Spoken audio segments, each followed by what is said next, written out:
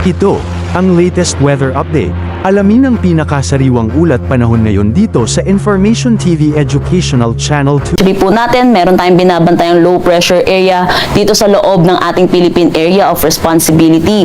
At ito'y huling namataan sa layong 900 km east ng Southern Mindanao.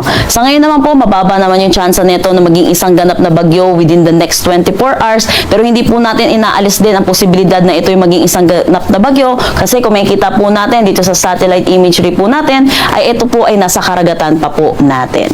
Samantala, yung Karina na binantayan po natin ng mga nakaraang araw ay tuluyan na naglandfall dito sa May China at ito ay may kategory na lamang na tropical storm at patuloy na itong magdi-dissipate sa mga susunod na araw. Dahil dito, kung makikita po natin, humina na po yung hatak niya ng southwest monsoon kaya onti na lang ang mga naaapektuhan nitong hanging habagat.